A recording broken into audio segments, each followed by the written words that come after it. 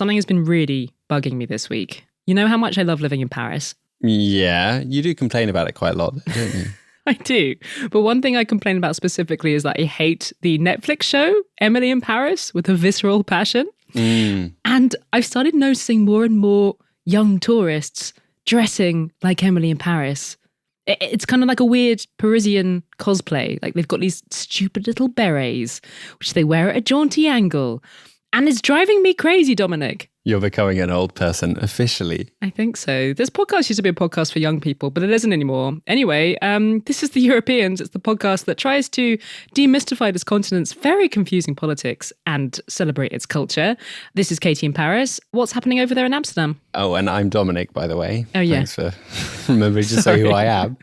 You think we know how to do this by now? Not much is happening here. It's just really cold and I'm trying not to put the heating on, but you know, everyone's going through the same thing right now. French politicians this week have been trying to get the nation to wear roll neck jumpers, which is something that French intellectuals do a lot anyway. So I guess that's going to be an extra big trend this winter. It does make a big difference. It's actually quite a good idea. I should do that too. But also, I saw a chart this week showing that energy prices in France are like considerably below the rest of Western Europe at the moment. We are very spoiled for now. Jealous. Anyway, I said this was a podcast that explains confusing European politics. And this was a prime week for confusing European politics because there were many elections. Latvia, Bosnia and Herzegovina, Bulgaria. And we've decided to delve into one of those this week, haven't we? Yes, we're going to be talking about the most complicated one. We could be talking about the election that took place in Bosnia and Herzegovina, where they are really famed for having arguably the most complicated electoral system in the world. So we've invited friend of the podcast, Aleksandar Brezar, onto the show this week with a near impossible task of trying to help us understand the results of this election. That's coming up later on in the show, but first, it's time to find out who's had a good week and who's had a bad week in this continent of ours. Good week, bad week.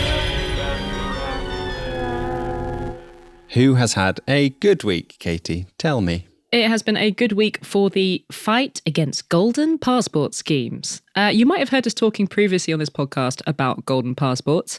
It's these schemes where you can effectively buy citizenship of a country.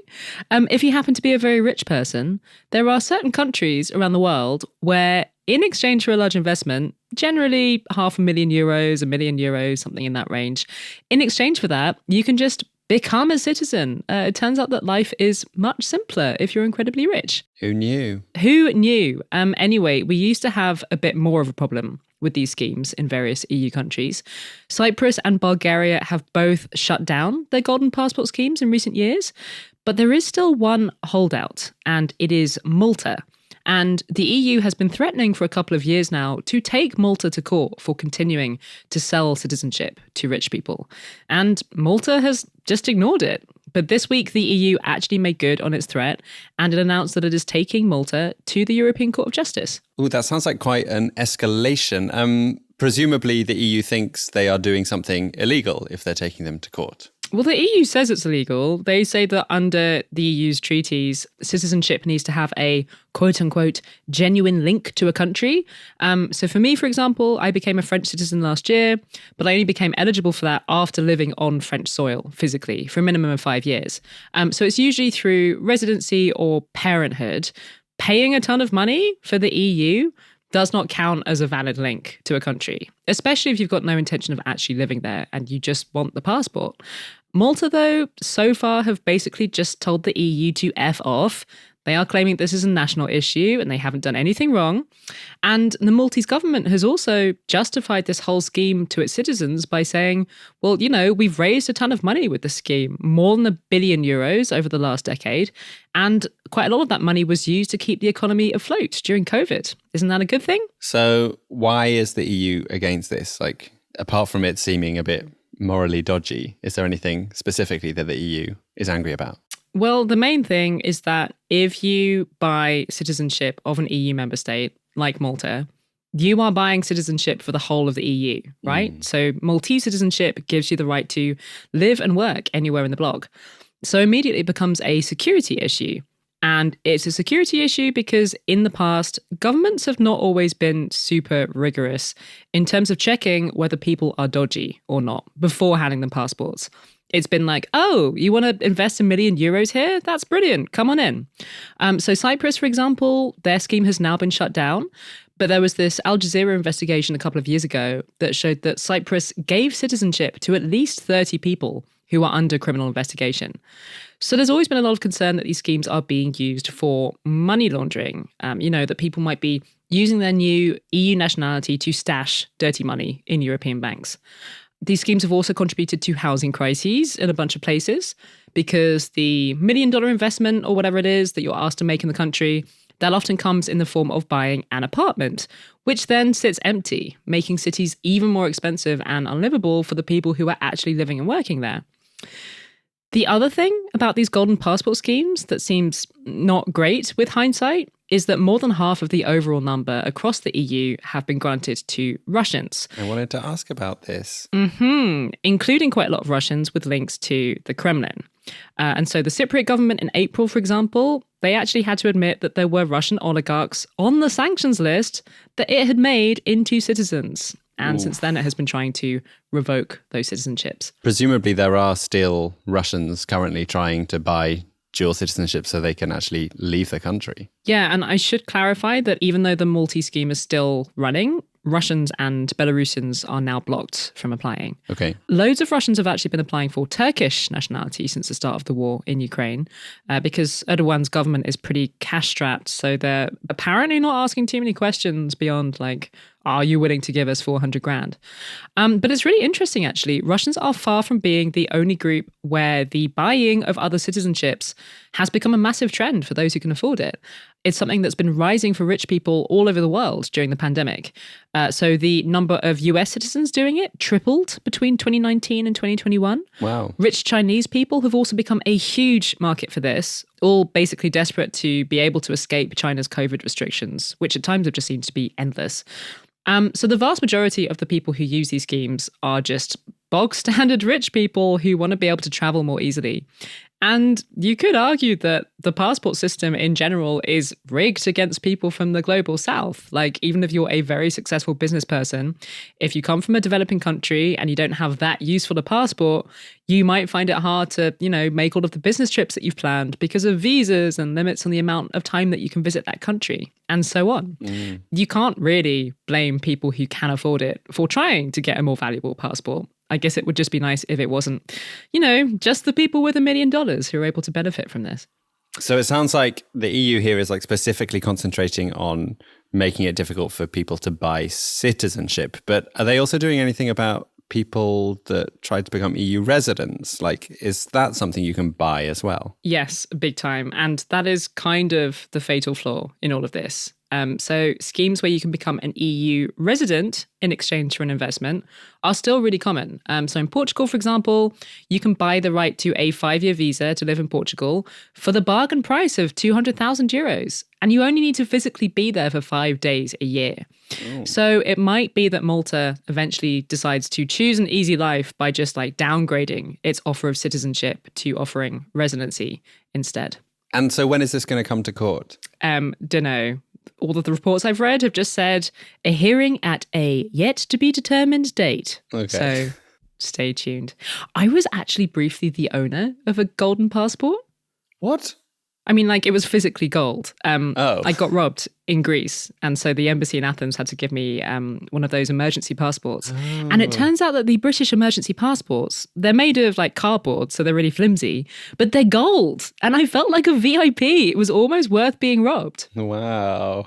Who's had a bad week? Well, before I tell you who's had a bad week, I think I should probably mention that maybe this segment isn't appropriate for younger listeners because, it's got an element in it that, maybe you wouldn't want your kids listening to. So maybe skip forward about 4 minutes because I'm giving bad week to the chess world, which is embroiled in an alleged cheating scandal involving some rather wild rumours of cheating using remote-controlled anal beads. This is why I still make this podcast with you. It is full of surprises. Did I expect that we were going to talk about a chess scandal involving anal beads this week? No, I did not. And of course, it's not the most important thing for us to be discussing this week. And it's not the worst thing that's happened in Europe by any means. But I don't know about you, but I needed a bit of a distraction from the other horrors of the world and wanted to talk about chess and anal beads. So I hope that's okay. Tell me all about it. Okay, let's begin then.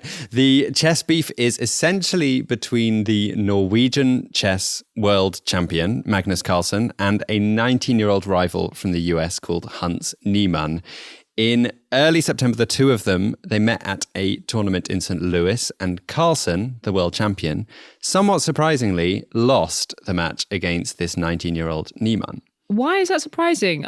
We actually talked about Magnus Carlsen a while back when he was also losing to a teenager. Like, aren't teenagers quite good at chess because they've got, young brains and everything? Yes, it's true. Teenagers are really good at it. And actually, Magnus Carlsen himself, I think, arrived on the scene when he was 13 or 14. But Carlsen hadn't lost a long-form game in 53 matches. And also Niemann, this 19-year-old, was the lowest-ranked grandmaster competing in that tournament. So an underdog. Absolutely. And Carlsen doesn't think he was beaten fairly. He didn't say that immediately in so many words. In fact, what happened was Carlsen lost the match, subsequently resigned from the entire tournament, and posted this cryptic video on his Twitter account of the Portuguese football coach, Jose Mourinho, saying, "If I speak, I am in big trouble."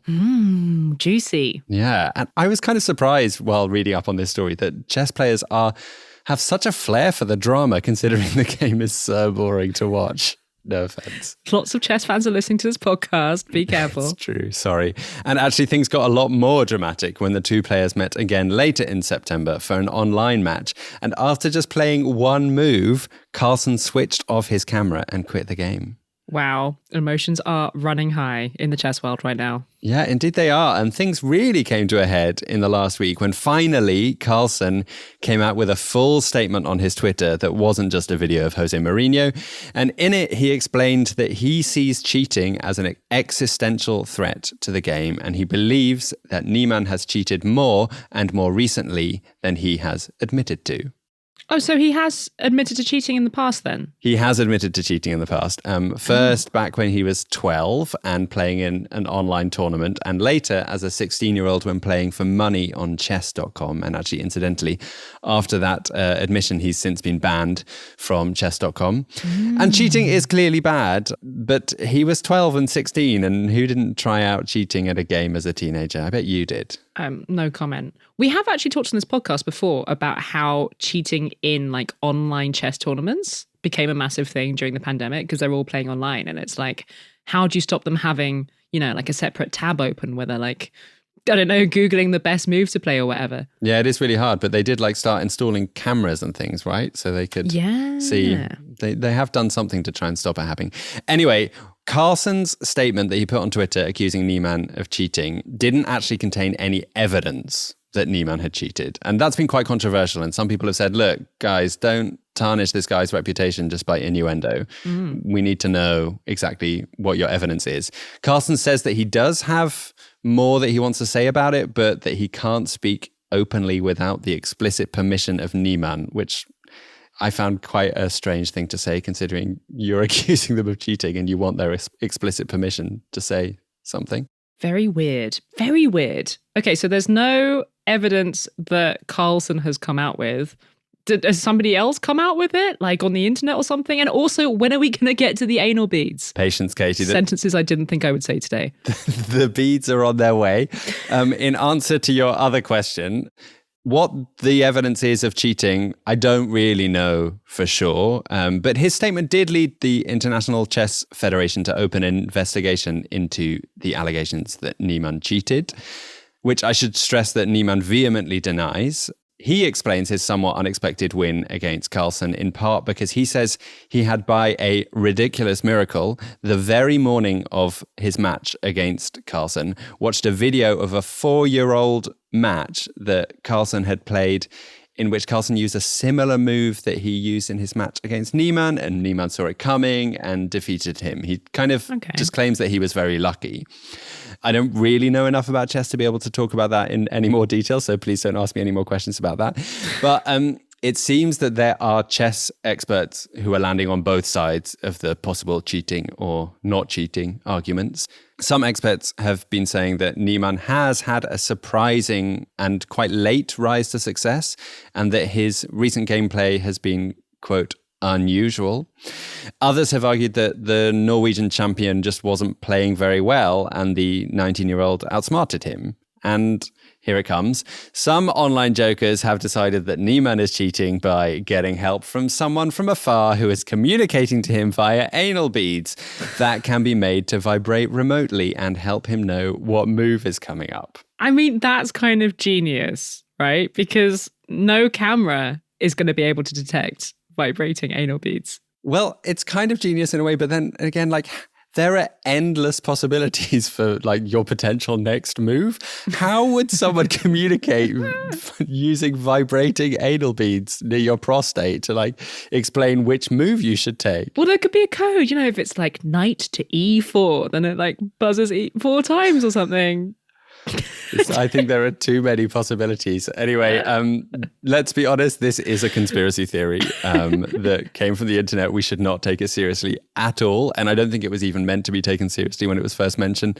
But it's one of those things that the internet took on, and then some people did start taking it seriously, including Elon Musk, who, of course, had to wade into this argument on Twitter. He has since deleted those tweets. So I think he also got cold feet about the anal beads. I love that he got cold feet about that, but has left his slightly unhinged Ukraine tweets up this week. Oh, yeah. Go figure. Awful.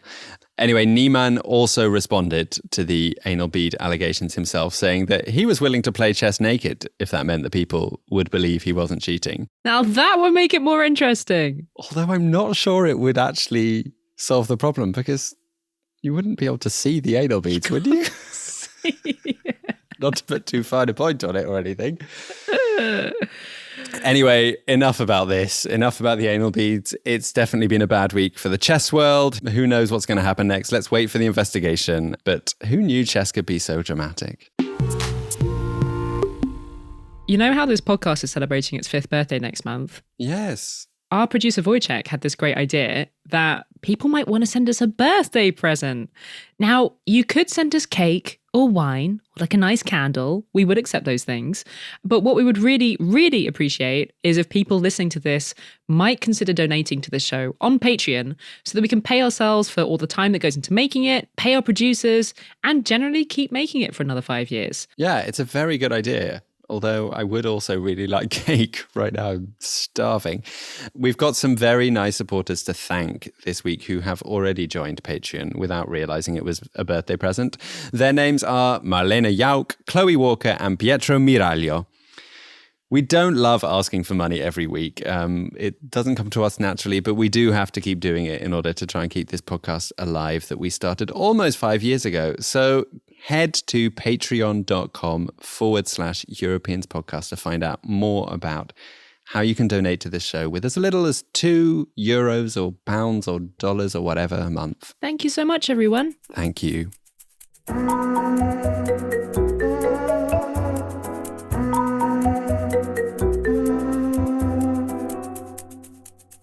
We have been meaning to delve into Bosnian politics for a while now, and what better excuse than the absurdly complicated elections that happened last weekend?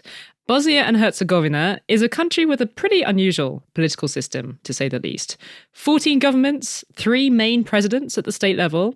Bosnia, of course, suffered a horrific war in the 90s, and this political system is a legacy of that. It is designed to prevent ethnic groups from fighting. But the result of that is that ethnicity remains a huge force in Bosnian politics. Is that necessarily a good thing? With us to discuss that question and more is one of the few people who didn't run for election at the weekend, it feels like. Aleksandar Brezar is a journalist who mostly covers the Western Balkans. A repeat guest, he was kind enough to come and talk to us ages ago, back in 2019. And we were delighted to have him back on the show this week.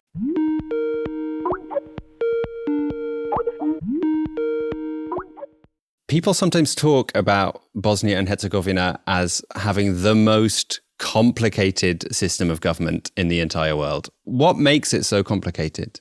That's a really good question. For a proper answer, we would need several episodes of your podcast at least. So I'll try to keep it brief.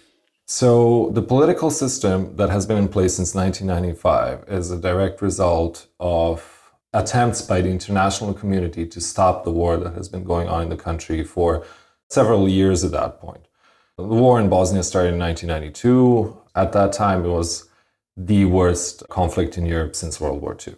The various attempts by the various members of the international community who were really trying their best to stop the fighting that at that point already escalated to a genocide that took place in Srebrenica in 1995 against the country's Bosniaks, led to the creation of a system that focused more on how to stop the war than to make a functional country outright. So the idea was to give all three main ethnic groups, so the Bosniaks, who are Muslim, Serbs who are Orthodox Christian, and Croats who are Catholic, some sort of sense that they got something out of the war. It's kind of like one of those Oprah show episodes where Oprah gives everyone a car, so you get a car, and you get a car, and you get a car. But in all seriousness, the idea was to give everyone a piece of the proverbial cake, have them eat it, and then after a while, change the existing setup in order to bring it more to some sort of a representative democracy or a generalized representative democracy that you have all over Europe. What happened is that given how difficult it became to revise the Dayton Peace Agreement, that's what it's called, because it was signed in Dayton, Ohio, in the US, Bosnians got stuck with what they have and what they've had for the past almost 30 years. So the results are still coming in, and lots of people just got elected. There were more than 7,000 candidates running for various jobs, which seems like a lot of people for one day of elections in a country of about 3 million people. In spite of the fact that the results are still coming in, can you see any broad trends from the results in terms of winners and losers? Let's say that Bosnia for now has three main presidents at the state level. Obviously, each of them comes from one of the three main ethnic groups. You have a Bosnian Serb, Bosnian Croat, and a Bosniak representative within the presidency. And one thing that was quite noticeable is that the usual ethno-national choice, Bakir Izetbegovic of the SDA party, which is a Bosniak ethno-national party, lost to a candidate from SDP, which is a center-left party, a typical socialist or social democrat party, rather. And you could say that that was a victory for the more civic-minded people in the country. Same goes for the Bosnian Croat position or seat in the presidency, where Željko Komšić, who comes from his own party, DF, who's also a center-to-center left candidate, in Bosnia definitely center-left, he won over a candidate from the Bosnian Croat mainstay ethno-national right-wing party, HTZ-BNH. Those two, you could say, are the main positive takeaways from the elections. At the same time, Bosnia finally has a woman in the presidency, Željka Cvijanović, but she's more of a Giorgia Meloni kind of type. She comes from the SNSD party, headed by one Milorad Dodik. He's a right-wing nationalist separatist leader of the Bosnian Serbs, known for his friendship with one Vladimir Putin, who he has visited twice since the beginning of the Russian invasion of Ukraine. He's long maintained very close relations with the Kremlin in Moscow, and she's just a continuation of the same kinds of policies, beliefs that he has been peddling for the past several decades. So, on the one hand, you could say, at least finally Bosnia got a woman president. But at the same time, at what cost, At the cost of having another separatist, another nationalist in the presidency. Bosnia could have even been the first country in the world that would have had two women presidents at the same time. Yet, both of them would have represented a right-wing option, and I'm not entirely sure that that's a positive. So you just mentioned Milorad Dodik, who is this Putin ally and Bosnian Serb strongman who decided not to run for president at the state level, and he decided to run for the position of president of the Serb region, the Republika Srpska. He seems to have won that race, and it's not as powerful a position as it would have been if he was president at the state level, but is his election still pretty significant, and what kind of effect could it have on the region? The position that he will now hold gives him a certain amount of power within that region, so within Republika Srpska, that he wouldn't otherwise have. One of the powers specifically is it's the president who actually appoints the prime minister of the entity, because both entities also have their own prime ministers. So essentially, he and his party, which will have a majority in the entity level assembly, will have all of the power across, almost 50% of the country, so almost half of the country's territory.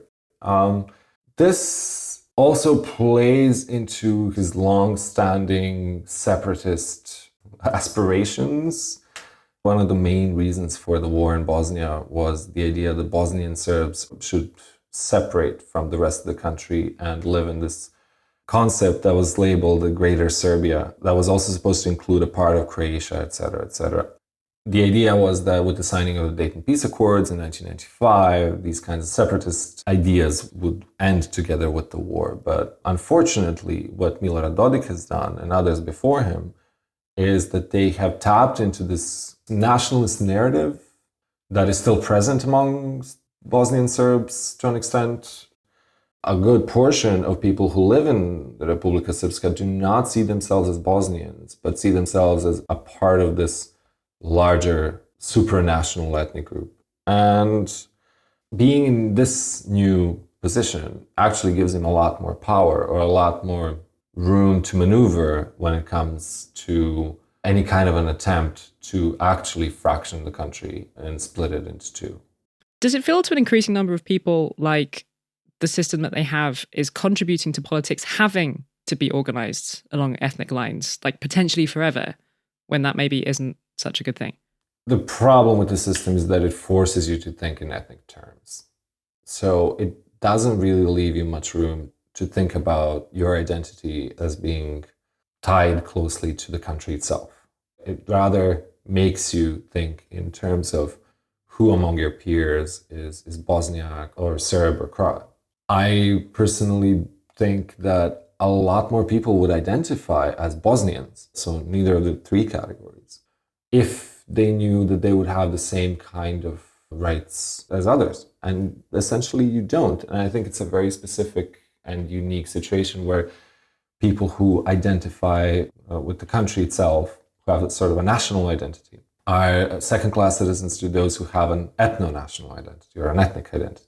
So to give you an example, Bosnians cannot run for one of the seats in the country's presidency because there's no seat for what is called others with a capital O. In the Dayton Peace Agreement, part of which serves as the country's constitution, you have distinctly defined the three main ethnic groups. All of the people who don't identify with the three main ethnic groups fall into the category of others. So you could be from a mixed background, you could be Jewish, you could be Roma, Polish. There's a Ukrainian minority in Bosnia, you could be Ukrainian, and not be able to run for the state level presidency or be elected to one of the houses of the parliament called the House of Peoples. Now, other citizens have sued the country in front of the European Court of Human Rights, and there have been 5 distinct decisions that have all gone in favor of people who essentially complained about this, going very much against their basic human rights.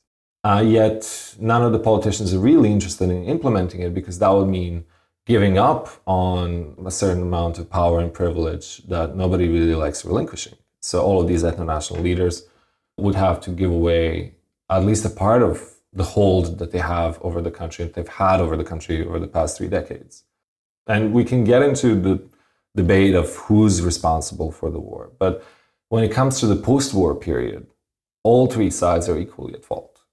And that leaves a lot of people in the middle who were either victims of being a part of that ethnic group, falling for the spiel that only your own can protect you from the others and only your own can protect your interests in the country or represent your interests in the country. And then there's another group of people who were never actually really represented by anyone, who have almost no say when it comes to how to run the place to begin with. I think that creates a very dire atmosphere for your ordinary citizens. And I think it's no surprise that a huge number of people have left over the past decade or so. So I think one figure that we all have is that about 400,000 people have left the country over the past 8 or so years. And there's an interesting bit that I noticed is that Bosnia has 3.3 million registered voters in a country where supposedly 3.2 million people live. That tells you that a significant portion of people have retained their voting right, which they might not even use, but are no longer present in the country. And that's, in my opinion, quite tragic.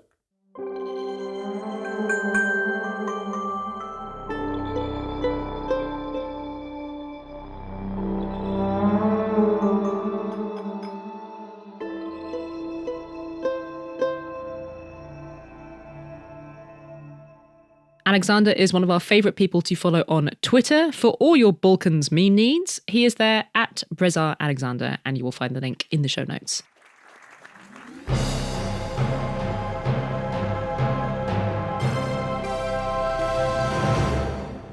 What have you been enjoying this week, Katy? This week, I would like to recommend another book that I finished off after the summer, which is Born in Blackness by the journalist Howard W. French. It is a history of the last 6 centuries or so, a history of the modern world. And it's not a European recommendation, actually. It's kind of the opposite, because this book is an attempt to correct the Eurocentric nature of how we tend to think about history in the West.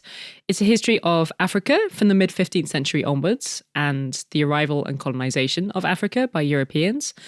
And it is the history of the taking of slaves from Africa across the Atlantic.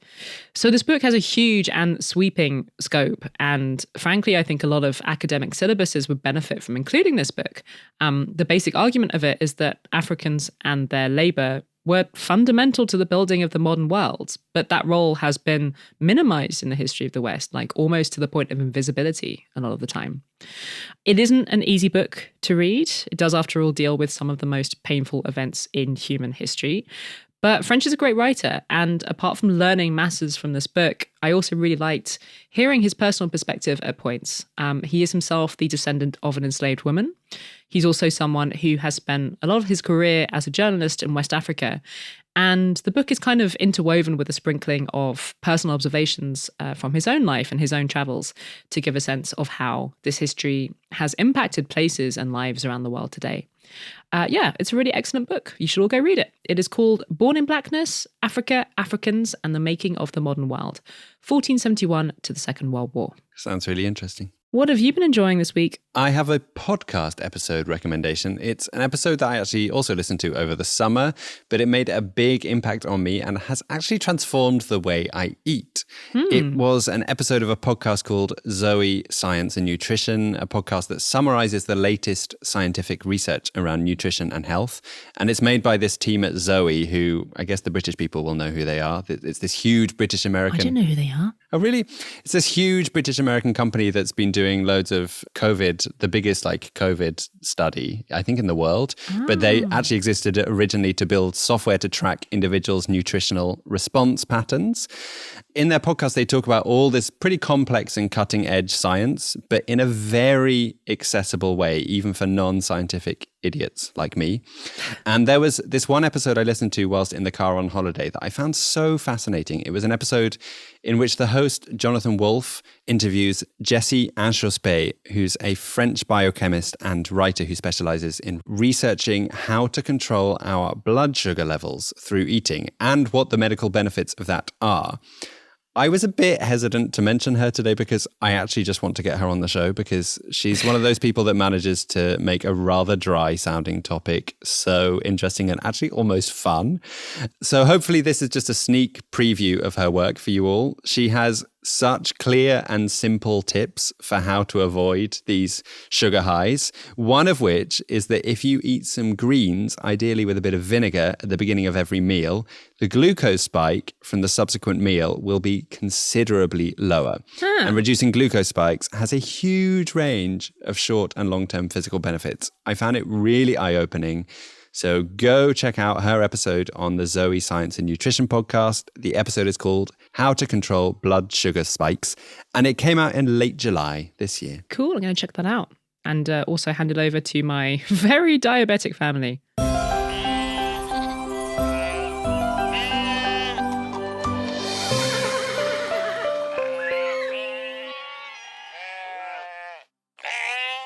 Okay, you want a happy ending? I mean, I've already had the anal beads, but It's true. yes, I'll take it. This week I've got a happy ending. Also kind of anally themed, actually. I didn't realize. It's about a nice Fantastic. use of cow poo in the Netherlands that I read about in Euronews Green.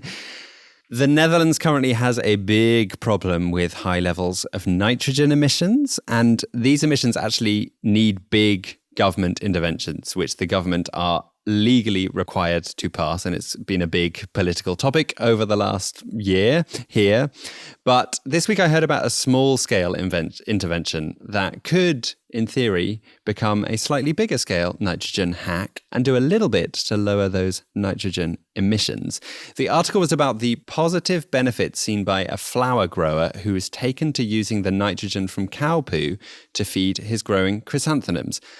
Now, using cow manure as a fertilizer is not a radical innovation, but what was so nice about this story was that the flower grower had been using industrial nitrogen made from natural gas, and he discovered that by switching to this cow poo, he is saving money. It is actually cheaper, even if it has to be processed through a biogas fermenter. And not only that, but he reckons his flowers are happy with their new regimen. He said to Euronews that the flowers are having a, quote, good time, although he couldn't confirm whether they were smiling or not. Oh. So stop buying your industrial nitrogen and move over to cow poo. It sounds like it'll make your plants happy. That's a very beautiful story. Thank you. We should call this the anal episode. That's it for this week. If you cannot get enough of hearing us witter on, why not delve into our back catalogue? We got a lovely message the other day from a new listener who has decided to start listening to this podcast from the beginning. They're currently in 2018. Why not join them by traveling through time with this podcast? Europe has been through a lot of changes since we started making it.